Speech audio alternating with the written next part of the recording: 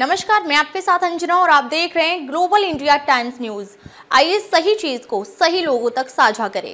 हरियाणा में पुराने वाहनों पर बैन, 28 लाख गाड़ियों पर असर। जानिए नियम। फरीदाबाद हरियाणा के 3 प्रमुख जिलों में अब पुराने वाहनों को लेकर सरकार ने सख्त कदम उठाने का फैसला किया है। ये फैसला राजधानी दिल्ली में पहले से लागू हो चुका है और अब इसका विस्तार हरियाणा के एनसीआर क्षेत्रों में किया जा रहा है। ये निर्णय वायु प्रदूषण की गंभीर स्थिति को ध्यान में रखते हुए लिया गया है। गुरुग्राम, फरीदाबाद और सोनीपत जिलों में अब 10 साल से अधिक पुराने डीजल और 15 साल से अधिक पुराने पेट्रोल वाहनों को पेट्रोल या डीजल नहीं दिया जाएगा। ये पाबंदी 1 नवम्बर 2025 से प्रभावी होगी। दिल्ली में ये नियम 1 जुलाई 2025 से पहले ही लागू हो चुका है और अब इसका दायरा बढ़ाकर हरियाणा के एनसीआर जिलों तक ले जाया जा रहा है। इन पुराने वाहनों की पहचान के लिए पेट्रोल पंपों पर ANPR automatic number plate recognition कैमरे लगाए जाएंगे। ये तकनीक वाहन की नंबर प्लेट स्कैन कर ये निर्धारित करेगी कि वह वाहन प्रतिबंध के दायरे में आता है या नहीं। यदि कोई प्रतिबंधित वाहन पेट्रोल पंप पर ईंधन भरवाने की कोशिश करता है तो सिस्टम उसे तुरंत पहचान लेगा और उस पर कार्रवाई की जाएगी। इस नियम का उल्लंघन करने पर वाहन मालिकों पर जुर्माना भी लगेगा। दिल्ली में पहले से ये व्यवस्था लागू है, जहां 4 पहिया वाहनों पर 10,000 और 2 पहिया वाहनों पर 5,000 तक का जुर्माना लगाया जा रहा है। हरियाणा में भी इसी तरह का दंड तय किया जाएगा। हालांकि इसकी आधिकारिक राशि की घोषणा फिलहाल नहीं की गई है। इस संबंध में सुप्रीम कोर्ट और नेशनल ग्रीन ट्रिब्यूनल NGT पहले ही स्पष्ट निर्देश दे चुके हैं। NGT ने 7 अप्रैल 2015 को आदेश जारी किया था कि 10 साल पुराने डीजल और 15 साल पुराने पेट्रोल वाहनों को NCR क्षेत्र में प्रतिबंधित किया जाए। सुप्रीम कोर्ट ने 29 अक्टूबर 2018 को अपने आदेश में कहा कि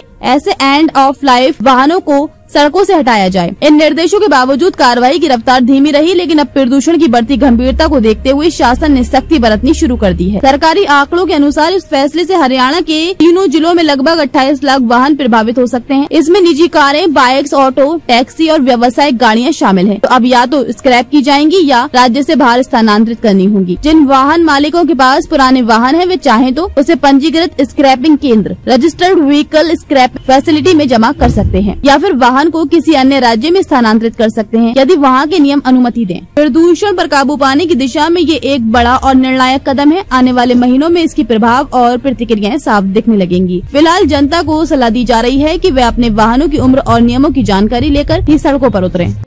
अब तक के लिए बस इतना ही। फिर मिलते हैं एक ऐसी ही बड़ी खबर के साथ। तब तक के लिए नमस्कार और देखते रहिए ग्लोबल इंडिया टाइम्स न्यूज।